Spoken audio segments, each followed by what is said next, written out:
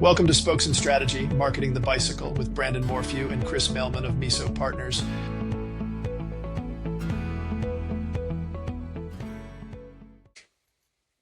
Hey, Mike. How you doing, Chris? Great to see you. It's been a while. I have a privilege of welcoming Mike O'Connell. I have the privilege of working with you, and both in a capacity of coworkers as well as I was a sales rep that called on your bike shop many moons ago. That's how we met originally. I picked up the phone and called you. I can remember being deathly afraid of the guy on the other end of the call, and you were as warm and welcoming as anyone could have been. So it's great to see you, Aw, as you're one of my always. favorites. Yeah, yeah, I miss those times. I mean, I enjoy every time we get a chance to chat. But it was always fun to come and see you, and you're a great customer and great friend. So I'm grateful, and thanks for making time to chat with us. Oh, thank you guys for having me. Do you still miss the flutters of that like first interaction with the shop, not knowing what you're gonna get? Um, this is so interesting because I'm making some phone calls now for Oh, the sure. the business, and it's one of the hardest things to do. It's the sort of like reaching out to someone that you don't know, that you don't have a relationship with, and like asking them to like give you some time and have a conversation is it's like it's so hard. I have anxiety. I'm not an anxious person at all. I don't really have anxiety, and it does. It's one of those few things that like it's uncomfortable. It's really hard. As Chris knows, I was sort of complaining about this just yesterday. We were on a call with a coach that we work with, and yeah, I was complaining about this challenge. This is the hard part. So I have my job has changed. I wear a different hat now, but the that process of reaching out to someone in sales in general is still there. So I I have a think as a secret to field make it rep, it's easier. actually easier because you can like you show up in person to a place that's open to the public and you can bring a gift. And it's kind of a mm, little bit in how you enter. Like if you walk in and it's super busy and you kind of check yourself at the door and realize like now is not a good time to interrupt the business of the store and you just kind of drop your card and say like I see that you guys are busy. You can't really do that with the phone.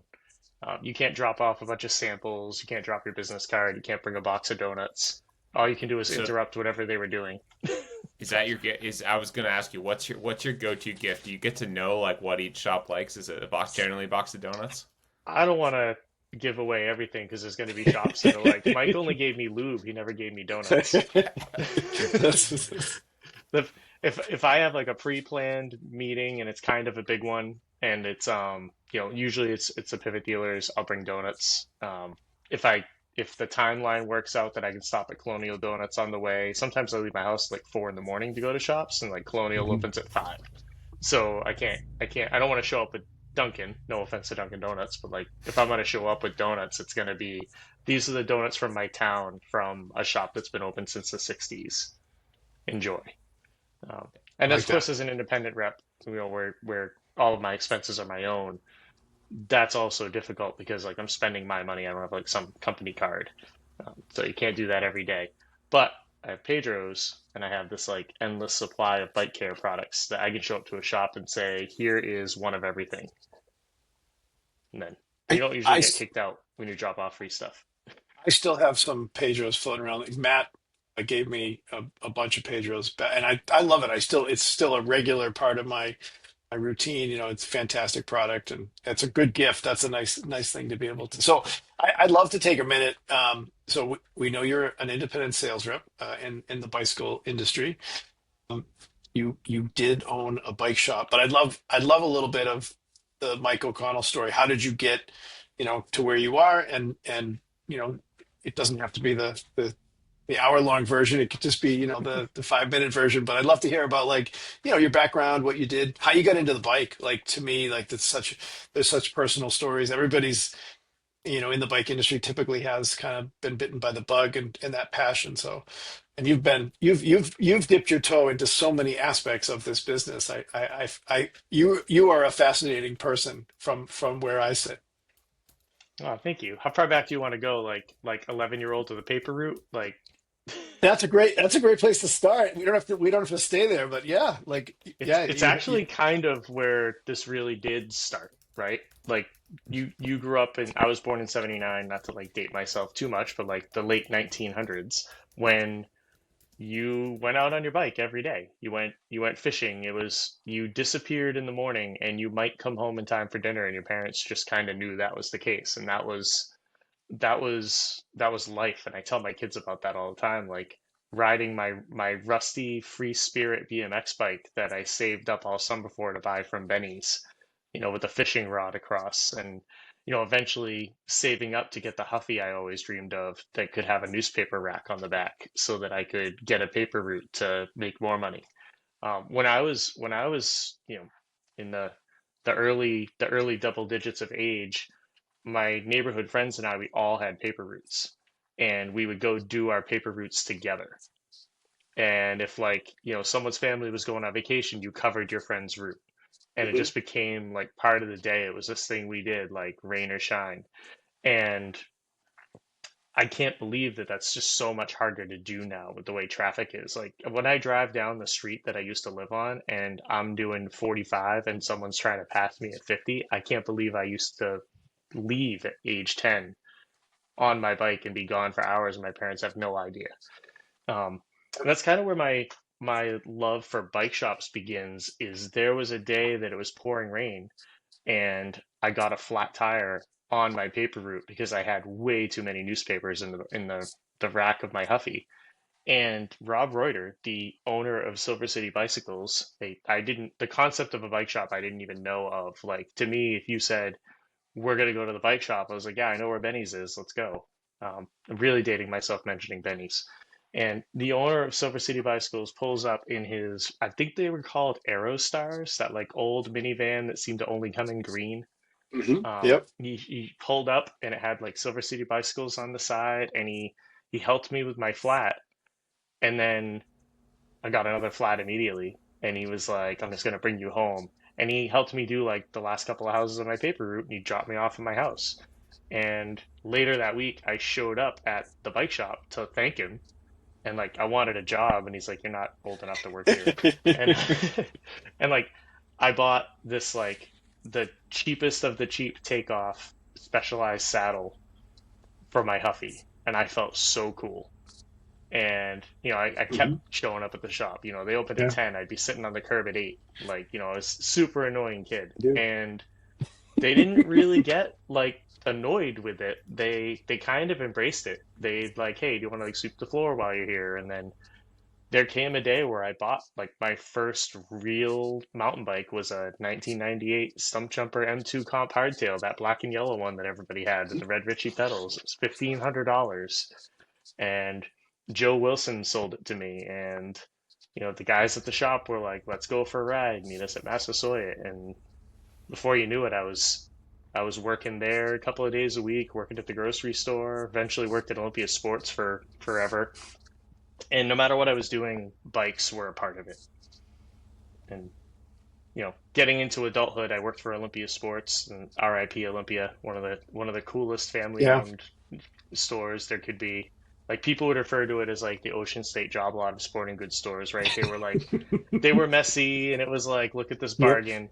But the people were the best people you could ever know. Like I still keep in touch with some of them.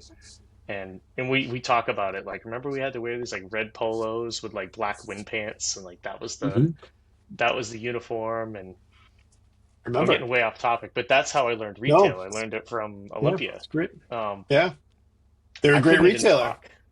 Yeah, I couldn't even talk to people. Like that was a thing. I was like so super shy, and I started working there at Christmas time at Silver City Galleria Mall, and they like made me talk to people. Like they just kind of threw me out there, and they were like, "Sell shoes," and I'm like, "I don't know anything about shoes." Like, well, you better learn, or come January when we're letting people go, you're one of them.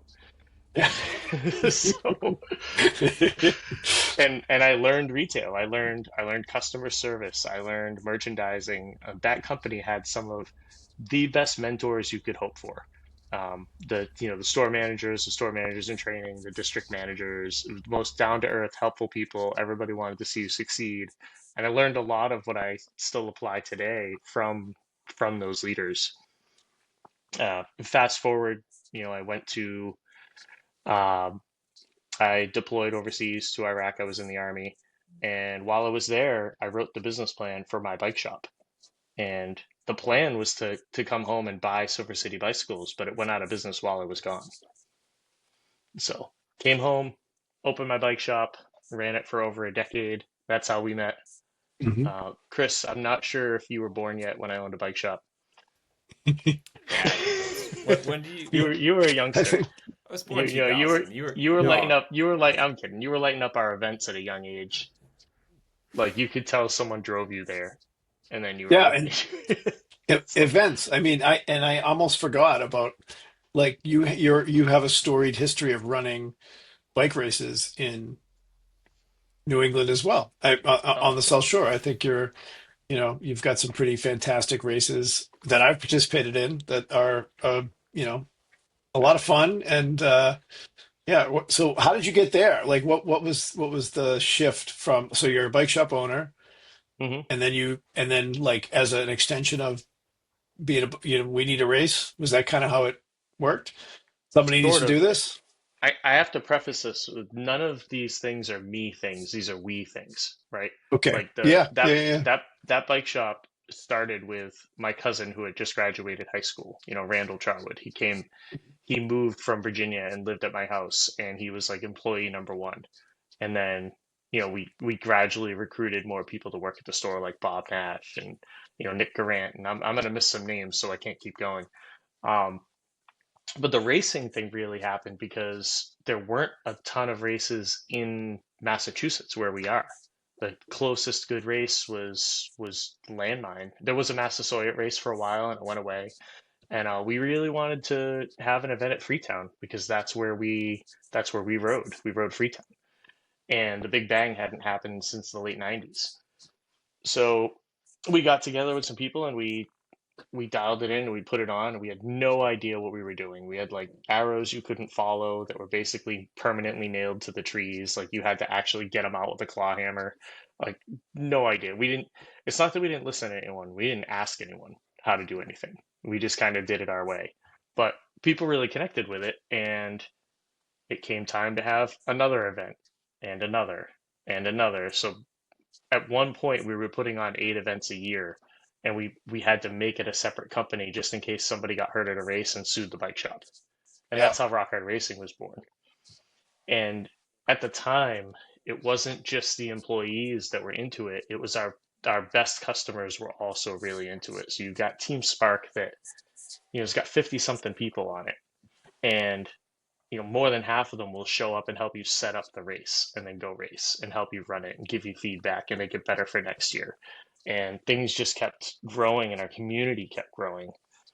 And and then in turn, it helped the bike shop in more ways than you think. It actually helped us get to know other shops better, which I think is Hmm. super important for bike shops is, it's not, I don't want to say it's us versus the internet, but it's kind of us versus the internet, Yeah. right? As Well, bike shops are not like bike no, I shop this versus is bike such shop. a this is such a I think it's like I almost look at it like a legacy problem. Like this is a thing that's like part of an industry that's no longer the industry it was. There are some exceptions where you've got a guy across the street, right? There's places where there's, a bike shop here and a bike shop there. It does happen, but overwhelmingly your competitor is not the the other guy that's a town over or two towns over. Your competitor is the online the online retailer, the large Amazon, absolutely, Backcountry, Jensen, all these folks that are they're good retailers. Is nothing against them, but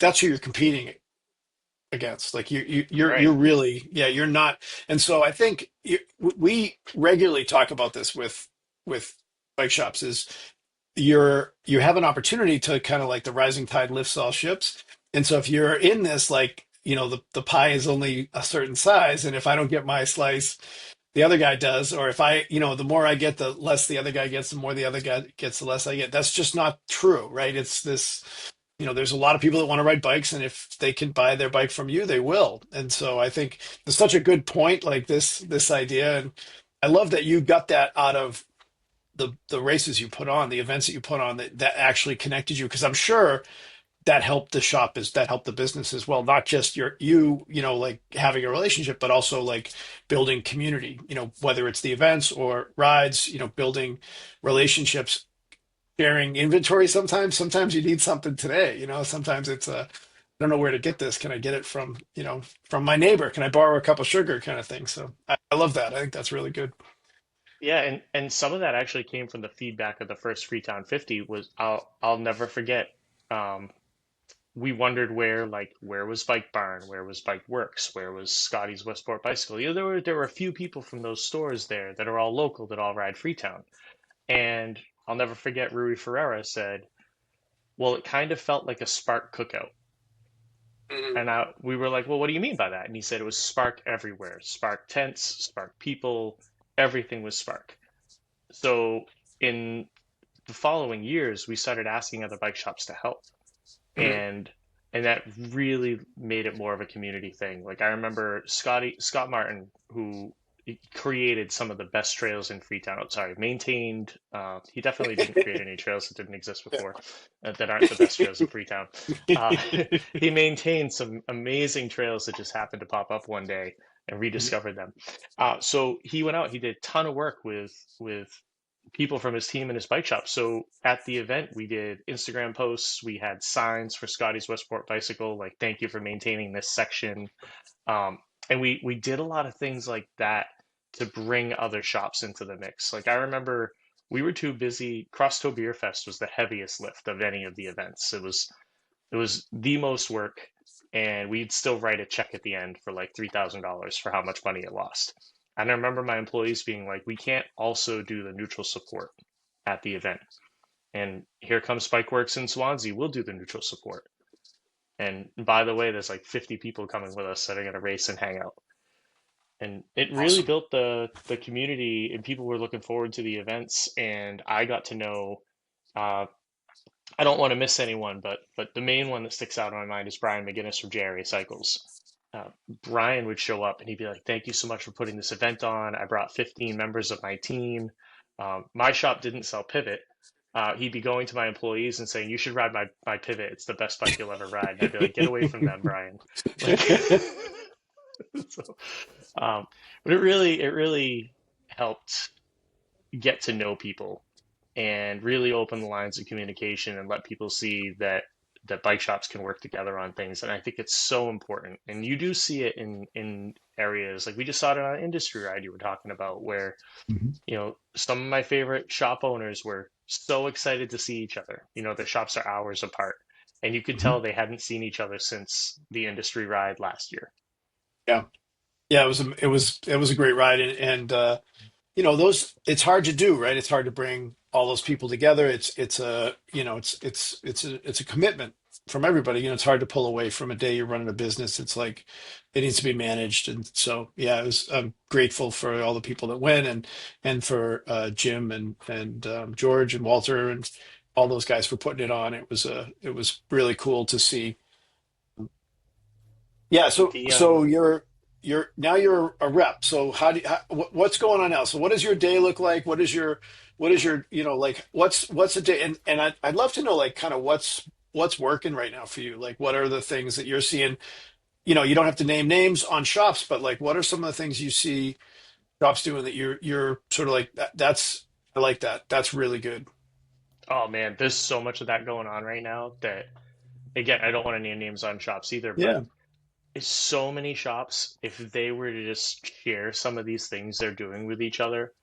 I like to say you can do everything right and still lose, but you can do a Yeah. lot of things wrong and still win if you Mhm. do just a couple of things different than you did them before. And there are shops winning with their group rides. There are shops winning with their follow-ups from service. That's such a big thing. Calling Mhm. calling a customer to ask them about their service, which to me can be just as much anxiety inducing as calling someone to talk about their market. Like, you want to call someone and ask them how their service went, but you're like, I sure hope they're happy It because went even well. if you Yeah. do everything right, even if you did everything right, for all you know, they're not happy because of, say, the price, or maybe they ran over glass that first ride and got a flat, and they're like, I just had this thing tuned up. So there's like anxiety there, but the shops that really embrace that, they Mhm. call their customers after they Yeah. pick up their service, call their customers with a new bike, like, how's it going? Do you want to come on our group ride? Those shops are really showing that it's a transaction. They're running a business, but they're showing that it's more than that, that they actually Mhm. care about the customer. Yeah. Yeah. And that's one of the I ways think shops are winning. I love that. I think, like we have a net promoter score, which net promoter score is it's a survey. You basically are asking feedback from every customer interaction. So every time a customer goes through your register, they get a receipt like pretty quickly afterwards. They get a survey. So whether it's service or a sale, how do we do? They're just getting our text message or an email. How do we do? And it is painful when it's not going well. But if you don't listen, to your point, it's like that feedback is invaluable. Like understanding how your customer feels about you, like that is exceptional. Like to have that, and most people will give it to you straight. Like if you give them a chance, and if there's something wrong, you can address it right away. Like if somebody had a bad experience with a mechanic, or they had a bad experience with a salesperson, or you know they got a flat right at like that a little bit of glass, like that's if it's a good customer, you probably just bring it in and get it fixed and get it back on the road right away. And now you've shifted something where they might have put their bike away and not ridden for a while. Like that happens. You get a flat and you don't ride. I mean, like not everybody rides, every day or every other day or multiple times a week, and not everybody's so if a flat tire can be like I don't ride my bike for the rest of the year kind of thing. So yeah, it's a really good point. What else is happening that you're seeing that you like that you think Uh, is Group rides, just being out with your customers, and it's similar with sales reps and shops. Is shops tend to want to connect with the sales reps that come ride with them, which isn't always Mhm. possible, right? Some of these shops are 5 hours from my house, so but shops want to connect with their sales reps, and customers want to connect with their bike shops. And going and riding with your customers goes such a long way. And it's really easy, I think, to forget that that ride is about the customer and it's not about you and your speed. It's about making the customer feel good about being on the ride with you. I do think that's a trap that some shop owners will get into, right? That they won't want to ride with someone who's slower than them, or they'll be afraid of riding with someone who's faster than them, um, without thinking about the fact that this person just wants to ride with you. Like so and so from Joe's bike shop. I'm trying to name a bike shop that doesn't exist, and I just named one that exists. Uh, like, wow, he wanted to go ride with me, and he was so nice, and he gave me a gel when I was bonking. Like that's invaluable, and I think we need to see more of that. yeah You know, some people just want to go ride with the same people they always ride with because they're who they're comfortable with, but we need to get more people on bikes. So seeing new faces and making them feel comfortable is a big thing. I think we yeah all can spot the beginner, right? Like I remember there was a guy who showed up to the group road ride at Spark, one of the first ones, and he had basketball shorts on, and he had an actual floor pump sticking out of a backpack, and I his intention love was it. to ride with it. And Yeah. how easy would it have been for one person to make fun of him and ruin cycling for him forever? Yeah. Yeah. Yeah. I And you just could I see just him looking laughed. around. I just laughed at Yeah, him, and it was I did it. I hilarious. I shamed him. I'm terrible. Yeah, How did I it's get where I am? Yeah, yeah, that's funny. but Yeah. people picked on him a little bit, but then they Hmm. helped him. Yeah. Yeah. He was like, I don't want to wear all the tight stuff. I look ridiculous. And then they were like, well, would you go fishing in a business suit? And he's like, well, no. He's like, but you look great in a business suit. It just doesn't look right when you're fishing. Like, here's why you wear the tight things. It's mostly about the chamois. It's somewhat about aerodynamics and breathability. Here, Yeah. this is a mini pump. You don't need to bring the floor pump with you. Um, Yeah. it wasn't even the end of the summer. He looked like a pro cyclist. He got all the right things, with the right things. But really, all that mattered was that he enjoyed riding his bike. If he enjoyed riding his bike with the floor pump hanging out of the backpack, great. So, but I think we're like gatekeepers to the sport sometimes when we should Hmm. swing the gate wide open and just keep inviting people in. Totally. I think that like so many that's where a lot of shops kind of fall down is just not being welcoming. So if somebody walks into the service department and they don't understand the different bottom bracket standards or understand what brake pads they need or understand even just like wheel spacing, they're like they look down upon them, and that's your customer. And so I do think that's like such an important thing, like kind of carrying that throughout the group rides and service and everything like that. So yeah, that's a really interesting point. Yeah, Yeah. COVID was really hard in that way that the flow of customers was really coming in at, I want to say 8 to 10 times the Hmm. flow it had been. And there was frustration, there was anger, there was need, there was non-understanding of things. We had political differences. We had COVID is real, COVID's not real, mask, no mask. Why can't I come in the store? I had many days where someone would have to like tap me on the shoulder and say, I don't think you should talk to customers for a while. And and because it was so easy to get frustrated because of all the things and you wouldn't remember that those are things that the customer in front of you does not know. And it's so easy in any job for that to happen. And I'm as guilty Hmm. as anyone of forgetting that. And I'm not proud of some of the interactions I had with people in that time. And it Yeah. was so hard to step back sometimes. And it's so hard in any situation to step back and think about how people don't know what they don't know and how you can learn from someone just as easily as they can learn from you. And I think about that all the time when you see like a shop have that interaction with someone. I say this all the time too. It's been like 6 years since I owned a bike shop, and I kind of wish I could go back and do it again with everything I know now, all the experiences that I have now, all the different perspective I have on things, like how differently I would treat my employees, how Yeah. differently the shop would be set up to better serve our customers. No. Well, what is if you had like let's say if you had to call out one thing, let's talk about employees and customers. So if you had to call like one thing when it comes to employees, what is a thing that you would do differently? So that's tricky because there, I think every business owner would love to pay their employees like six figures. Pay them more. Um, Yeah. but the reality is in this business, it's so hard to figure out how to do that. And I would like to have spent more time on how to do that.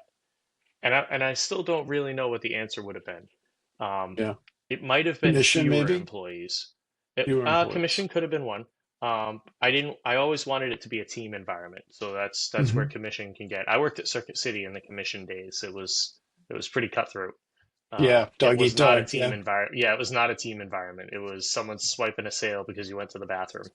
Um, but the one of the things I thought was maybe if I had had fewer employees, I could have paid the ones who worked more because they'd be working more hours. But then you Hmm. run into, everyone wants the same weekend off to go to the cool bike Yeah. race, and you've got no one to work. So, but I think paying employees more is very high on the list. I mean, people don't really think about how much. Let's just take a bike mechanic. Like how much that person needs to know to effectively do that job at even a mediocre level. Like in this, and think back to when it was just 26-inch wheels and triple chain rings, eight speed freewheels, right? Hmm. You needed to know a lot back then Yeah. to do this job. You had to take some pretty great care in the work that you were doing, and you were making minimum wage.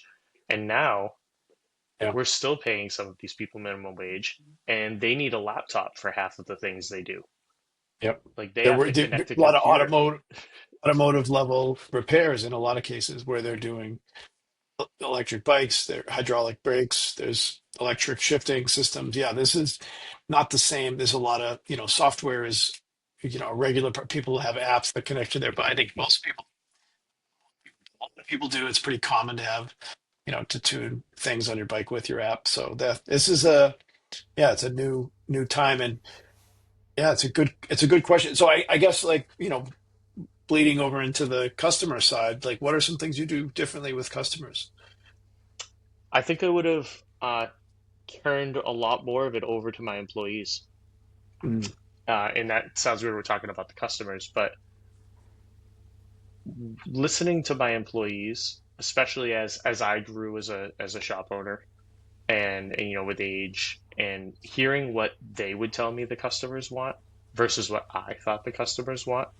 Sometimes I just say, "How do you know that?" And they'd be like, "Mike, they tell us. They just don't tell you."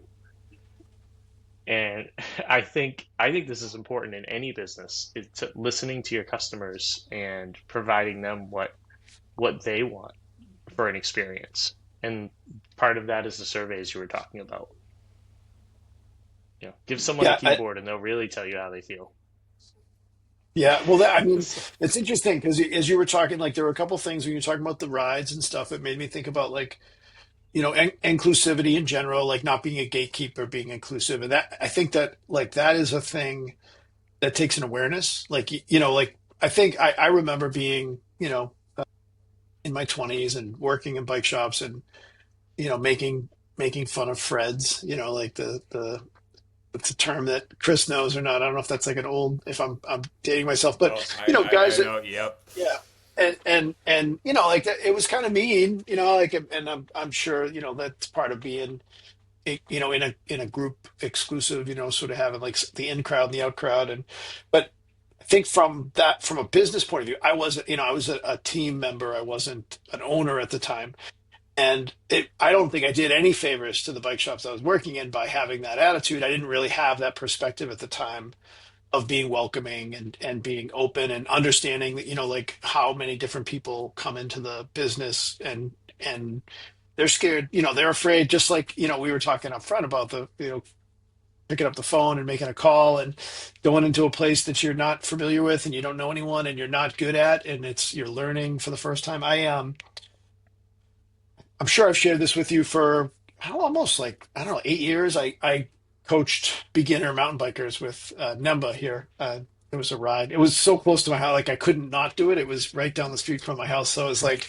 I could ride my bike to the ride, and then it was Monday night over the summer, and it was always beginners. It was a beginner ride, so it was always these wonderful people that were just. And I, it's amazing to see like these people. So one of the people that joined is now the president of GB Nemba. So she came Wow. on as a beginner and came in and yeah, I don't think she'd Mary McCarthy. She's fantastic. She's a wonderful person, but she was new to mountain biking. It was a new thing. She went on the ride and she just loved it. She just you got bit. A lot of us get bit. You get bit by that bug, and yeah, I think it's hard when you're new, and especially for myself. I'll just speak for myself. When I was that age, I knew everything.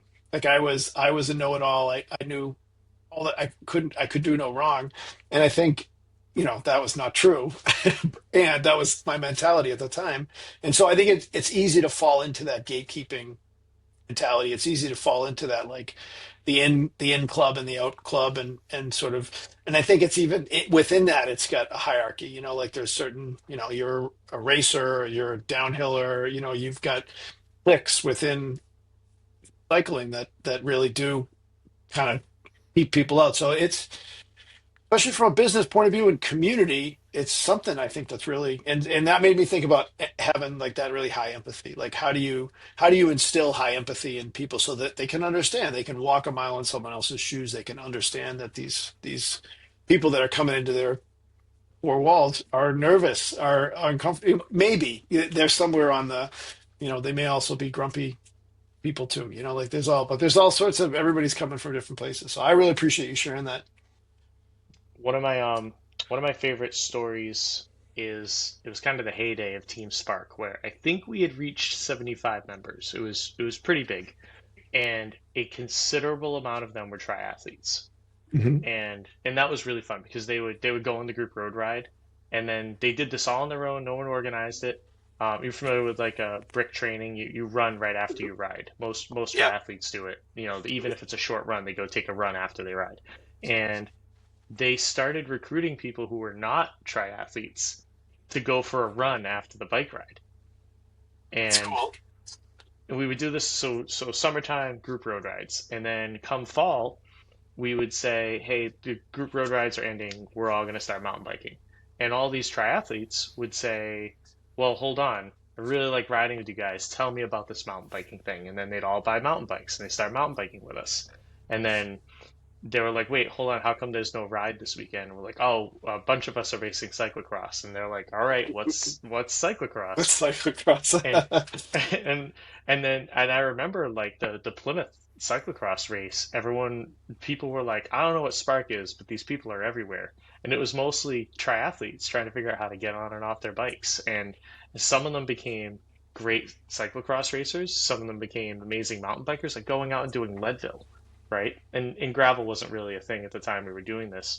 But I'll never forget there was a bet that I didn't know had happened that required if they did a bunch of them did their first mountain bike race, a bunch of the people that would only mountain bike had to do their first triathlon. And at all these mountain bikers of all shapes showing up and they're like, I need to rent a wetsuit because I've got to go do Whaling City Tri. And it was this amazing team camaraderie thing.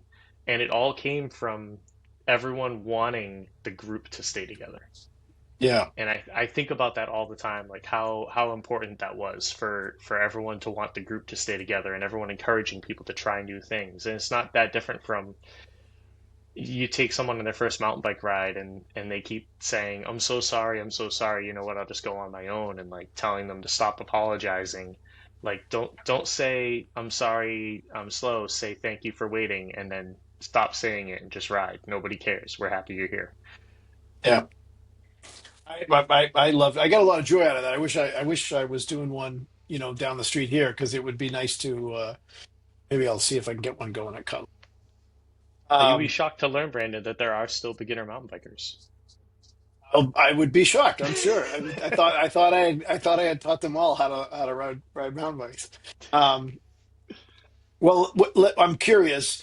Um, like when you think about like what's going on, and I can share mine, but like what's going on in bikes right now, and whether it's like work, business or just like bikes in general. Like we were kind of joking around about 32-inch wheels earlier before we jumped on, and I think those are really fun. Like I love that idea. I'm also really excited about all the digital marketing options there are in the world right now. Like AI to me is like this amazing tool. But is there anything that you're really excited about right now that's happening, in bikes or bike adjacent? So I can't say that I'm excited about 32-inch wheels, but I'm intrigued. Um, and I am in a way selfishly excited because I do know what innovations like this that change standards do for the industry. I Hmm. also know what they do to the industry. When you think back to 29-inch wheels, there were so many companies that were slow adopters to it. And even though specialized, we were a specialized dealer at the time, they came out with the Epic Evo, and it was a single chain ring 29-inch full suspension Epic. And I looked at that and went and bought a 26er with a double and was like, that's silly. And that bike came with a dropper post, which I immediately took off because I said, I'm never going to use one of these things. And there was so much of that at the time. There were companies saying like, oh, we're going to go 27.5 because it's the best of both worlds. And you all of a sudden no one liked the bike they owned and they needed a new bike. They had to go get a 29er. And then the second they did, disc brakes on road bikes. Hmm. Now no one likes their road bike anymore. They need a disc brake road bike. And disc brake road bikes then created gravel, something that you couldn't really accomplish within the frame with, the brakes in the way. I mean, you could, but it was cyclocross bikes. And what that did for the industry was drive customers into bike shops curious about these new products. Is 32-inch wheels going to be the next 29er? I don't know, probably not. I'm 6'3". I want to ride a 32-inch hardtail the second I can. I just want to know. Like Yeah. if it can be what 29 was versus 26, that would be amazing. So I'm just excited about people innovating. I have the good fortune to work for Pivot Cycles. I'm the New England Pivot Cycles rep, and Pivot starts working on the next model the day after the new one launches, right? Like I'll Yeah. take the Trailcat for example. The day after the Trailcat launched, I'm sure Chris was writing the prototype for the one that's going to come out in a couple of years, and it won't just be a different color. It won't just be a half an angle on the head tube. It'll be something innovative. And that's what I love about the bike industry. There's You can separate the companies that just say this is blue now and it was red from the companies that say we integrated all of the suggestibility into this bike so that you could make it your own, and we added in-frame storage without gaining weight, whatever it is.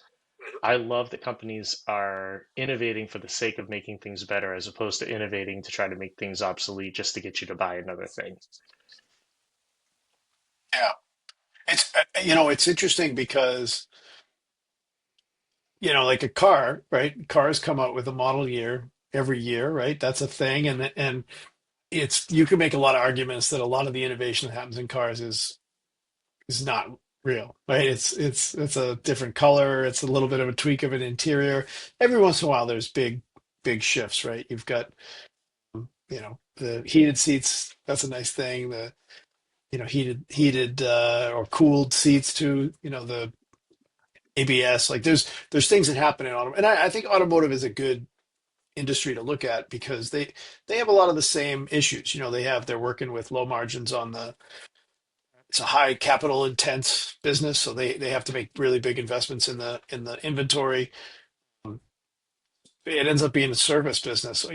So I think it's a really good like industry to look at, and they have a similar kind of thing. I've always wondered why more manufacturers didn't do like models instead of model years, because it would be nice to have stuff carry over the year. And I get it. You need new, you need the Pivot does that actually. So that's an yeah. interesting thing. Is Yeah. Pivot does models and they don't do model years, and so they're they'll change, they'll update colors and stuff, but Mhm. they'll do like this is the Mach 4 SL, and Yeah. it's not the 20. I mean, when people are selling them used, of course they list them all year, but the color may change, but Mhm. the model itself will stay the same.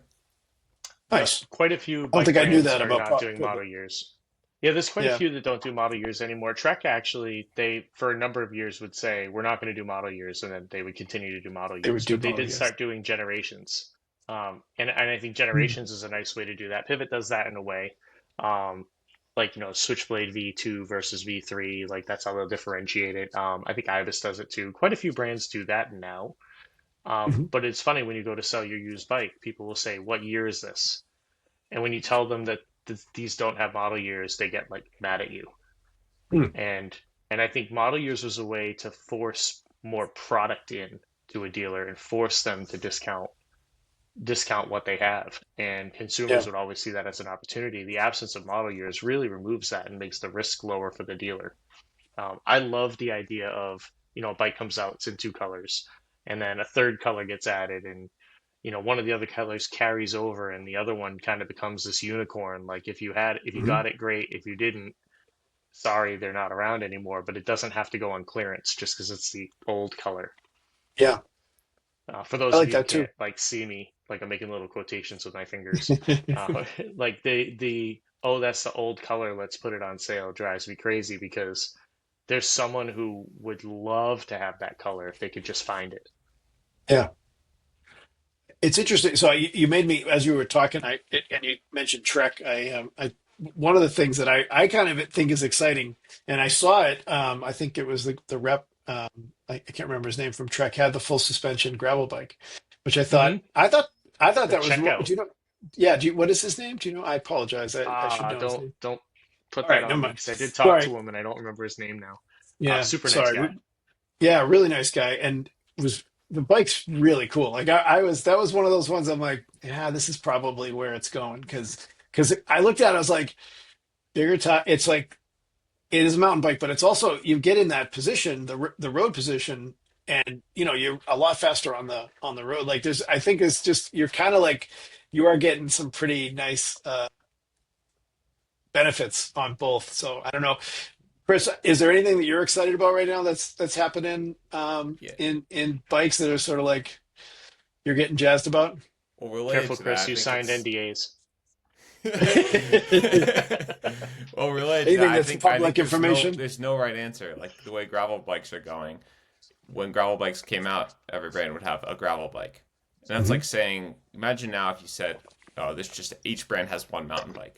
Or Like one road bike? we would Yeah. think that would be ridiculous. And what's Hmm. interesting with road bikes is actually more and more brands are downsizing they're creating their all in one arrow, whatever. But yeah, with gravel bikes, there's brands are coming out with more options to suit different customers. So yes, there's people who are racing, and for some people, racing means I want really wide tire clearance, but I want aggressive geometry. There's people who do adventures. I want wide tire clearance. I want, kind of more progressive, more relaxed, more capable on downhills, that sort of geometry. And there's people who are like, I want a bike that I can take on the road and take off road a little bit. And so brands are starting to adapt to that, and I think that's cool. And it is interesting because the gravel's evolving so fast that brands almost can't keep up because like Mike was saying, brands have to start planning really early, and what happens is that just people's tastes are changing so rapidly. I mean, the fact that mountain bike tires have come into gravel. I mean, a couple of years ago, like 45s were wide, and now it's like I never race anything less than a 50, never. Uh, Really, less and than a 50? Wow. Nope, never. And I have 45s on my bike right now, and they look tiny. And it's just amazing how fast things change. So it's exciting to see that, yeah, how things are adapting, and the new options brands are coming up with just to suit different customers, and not just uh you know here's what's best for the pro racer, but like here's what's best for the actual like normal consumer, and here's what the normal consumer should buy, and we're going to push that instead of trying to sell the person the bike that, say on the road, for example, the guy who won the Tour de France is riding, which for most people is not the right bike. Yeah. No, not at all. Is there anything like from a like maybe from just the industry? Like I know you're in the gravel sort of pro gravel space. So is there anything that you're seeing that you're just like I'm like this is it, man. This is the way. I'm doing this thing that you know. It's like there's like change your world. Anything in particular? I mean, wide tires are pretty nice, not gonna lie. Yeah. That's Yeah. kind of, yeah, that's kind of How wide is the wide? Like how wide would you go? I mean, I the bike I race at Unbound, I've got 225s on there right now, and yeah, the Torre Peyote 225, and it's just rolls super fast, and it's Mhm. it's just nice because you can go out on a ride, and you don't have to decide what you're gonna do. You can just like, Are we it's talking about your Pivot Less SL that you put drop bars on, yeah. perhaps? So I the one I spent forever trying to figure out, trying to get fit to fit, but it's like that, or with modern XC bikes, if you put fast tires on that, you can go for a gravel ride and have a lot of fun, and then take it off road and take it on proper mountain bike trails and have a lot of fun because they're so capable. And I think that's really cool where because I just like the type of rides where you go out and you don't really have a plan, and you can just kind of decide on the day what you want to do. And so I think it's interesting. It's going to be interesting to see how shops adapt to that, and how shops are start shifting. Okay, like, are we going to try and sell stuff that's kind of, this kind of all around super capable sort of things? Because in my opinion, a lot of people are on, for mountain bikes specifically, are on too much bike. They have too Mm. much travel, Yeah. and I think like I haven't owned a bike with more than 120 mils travel in a long time, and Mhm. even if I wasn't racing, I still would have my Mach 4SL, just because it's like I'm not hitting 15-foot drops, and it climbs well, descends well, it's sufficient, it's light, it's all you need. Yeah. I do run out of bike. I love that bike. I'm on. You are a I'm better on this. rider than me. I'm not a better rider, different rider. I think like that. That I think if you're going to a park or you're racing downhill, or racing enduro, that's a bigger bike. There's no way around it. Like you're just on a bigger line. Like, you need to be like 6 inches, 8 inches off the ground, not 3 or 4 inches off the ground, right? And Most that's people aren't. Most people who have 170 travel bikes aren't doing that though. Like yeah, people around here riding it on trails that I ride my gravel bike on, and it's not like a skill thing. It's just it's just creating a more enjoyable experience yeah, versus seeing what somebody is riding on TV and being like, aspiring to that, which is great. But it's also mhm, like, I do it with myself, like, okay, what am I actually doing? And like thinking, would I really need this much bike? And it's interesting. That was one thing. Like when I was at a shop, working at a shop, um, that was something I'd always tell customers when I was like a high school kid. But I'd be like, look, like these bikes, and even okay, I guess I'd call myself old. This was like 7 years ago. But like even then, the bikes were so capable. You got 130 miles of travel. mhm, That was like our number one seller at JRA was a mhm. 130 mil travel, 130 front, 120 rear. That was the perfect bike for around Boston for most people. If you're Yeah, riding Linwoods, which is a super technical area, and actually like just really sending stuff, yeah, I mean, you want some more travel, but mhm. you can you can do a lot with Oh smaller yeah, bikes. I think that's cool. absolutely. There's guys that ride hardtails with a 140 fork up front and are crushing a lot of that stuff. So I think, like your knees, your legs are the best suspension. Your legs and your arms are the best suspension. That's great. And but we didn't even get a chance to talk. I'm looking at your t-shirt, Mike, and I'm thinking endurance stuff. You have a line of like clothing, you do gloves, you do custom clothing. Like I actually I think about this about you. I don't say often, but I do when I think about you sometimes I think like how the heck are you doing all these things? Like how do you do all of this like your family must be like, Mike, you need to stay home, you need to come home, like stop working. Like how are you Daddy, come home. We miss you. I mean like I just look, I'm like you got so much shit going on. It's impressive. I have a little bit of envy. So in the early days of parenthood, when my kids were first born, I really wasn't home, and my wife got to enjoy a lot of things that I missed because we were starting the bike shop.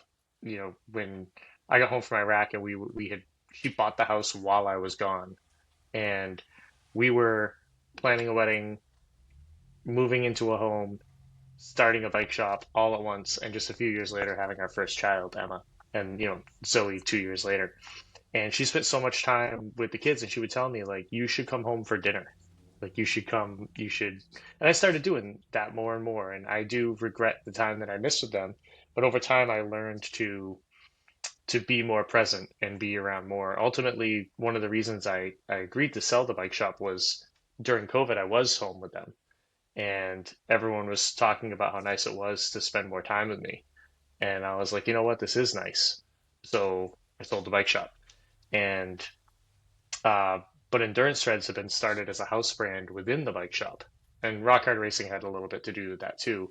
So I took endurance threads with me, and I took a run at making it like a full-time thing, because I had endurance threads, I had Ride Maple, the wheel company, which is since in other hands now. Pat up in Vermont's doing a great job with Ride Maple, and what I discovered was it's an excellent creative outlet that does not require me to work full time at. I can't even imagine what it would be if I worked full time at it. But my true love is using it as a creative outlet, doing fun things with it. It's a business, but it's not the focus. Being a sales rep is the focus. Helping bike shops is the focus.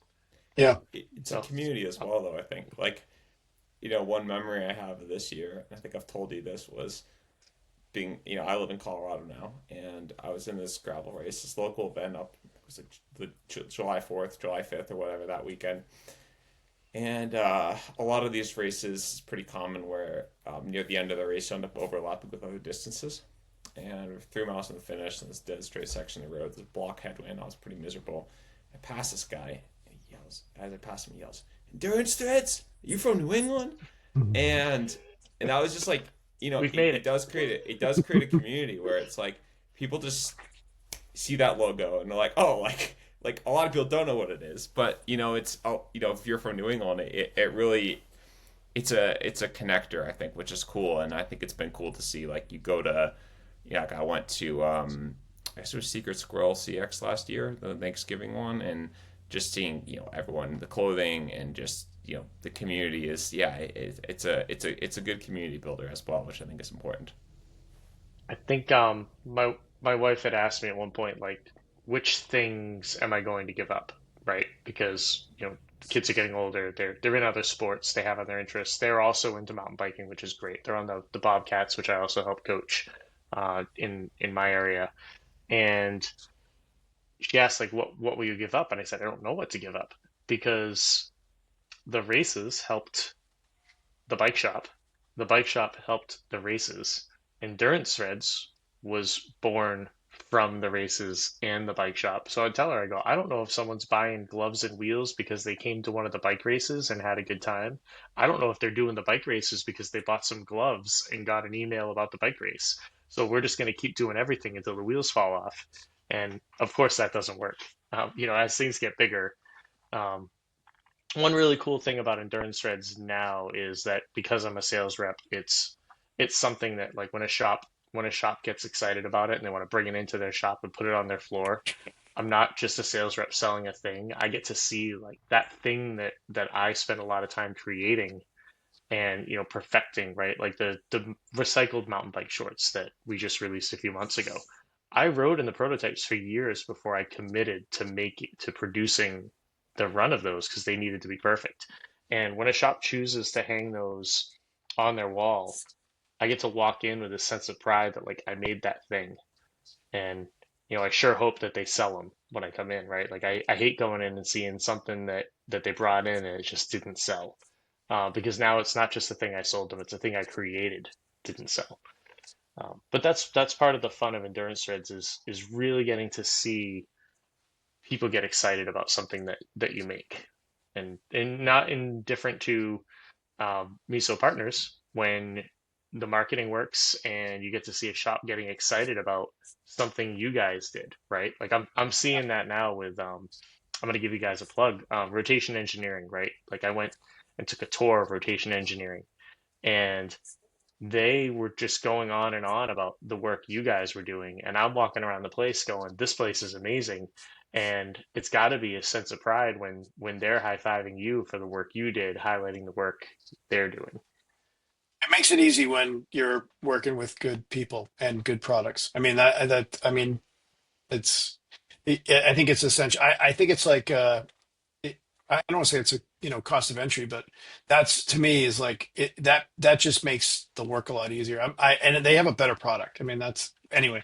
I don't want to plug too I much there, but I think that that's yeah. I'm excited about that product as well. So Well, I think that's a good way to end. It's like, at the end of there's something about the bike industry. Like if you're working with good people, it goes a long way. And I could say that with, working with MISA partners, obviously working with you, Mike, from an athlete side and from a I guess technically coworker side, it goes a long way. And I also think it means it's a better experience for the customer. Like if people are happy at a bike shop or, anything in the bike industry, that tends to translate to have people treating customers better and have better customer experiences. So I think it goes a long way.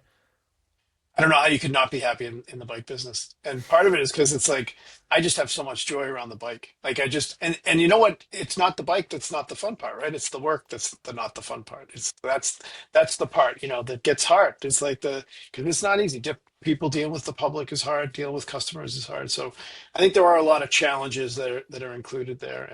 But there's a lot of really fantastic people. I mean, that's the thing that I love about, you know, the industry ride, working with other people that are in the industry, working with different groups. We have a good number of customers, and the bike people are the people I really enjoy the most. Like I just because they're there for a reason, and it's the heart that brought them there. And that's to me is there's not a lot of industries that have that sort of foundation, and it's a great way to sell too. I mean, you talked about community. You talked about like building relationships, getting excited about selling. I think all of these things, like these are the things that get customers lit up too. So yeah, I really appreciate you guys, good people, and the chance to get to share our relationship, all of us, Mike, Chris, and it's great to get to catch up and hear a little bit more of your story, stuff I didn't hear before, that I didn't necessarily know. I know a lot of these things that you do, but I didn't know that, like how they all got started. So I appreciate that. I look forward to more of these episodes. I hope we're going to see more of like my colleagues, my fellow sales reps on here because that's we didn't really touch on the sales rep community, right? These people working in the background that are putting in 14-hour days supporting bike shops every day, spending of that 14-hour day, spending 10 of it just driving. Uh, there's Well, there's so our many of Dan, them out there working so hard for bike shops. You did it. Yeah, you were I can't say everything you were coming in with was a winner, but I could tell you believed in it. You knew everything you needed to know about it, and it was getting its fair shot.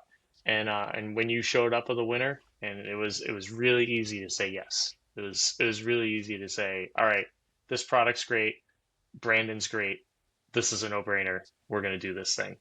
And it was persistence, and I could genuinely tell you cared about my business. yeah, I mean that's to a fault, like that's probably my fundamental flaw is that I care too much, Mike. I care too much. No, Chris will tell you. He'll see it. He's like, you can't give that shit away, man. You got to charge for that. So that's part of my problem. Is I am and I'm getting better at it. It's, that's a challenge. Anyway, I really appreciate your time. We've got a lot of you want to hear more. I think our dance card is full through the end of the year. We're actually talking about doubling up doing a couple episodes a week because there's been such a really positive response. So I Oh, really it's am amazing. grateful. Yeah, I'm grateful for your time. I really appreciate you carving out. We've managed to waste an hour together here, so I'm grateful for you guys hanging out a little longer too. And yeah, let's do it again. We'll grab some time, a little bit down the road, and when the season changes, and see what's new, what's been going on, and hear more about endurance threads. I want to hear more about what you've got going on there. I didn't even know you had recycled shorts, so that's shows you how much I'm paying The attention. But I want to hear more about them. the other guy on the call is the model in all the photos. Cool. I like Yeah, it. I'll stick to marketing, I think. Now you're a great leg model. And with that, Yeah, you guys, On you that guys great have a note. great night, and we'll catch up with you soon. Thanks all right, for your thanks, time. guys. Okay, take care. Bye.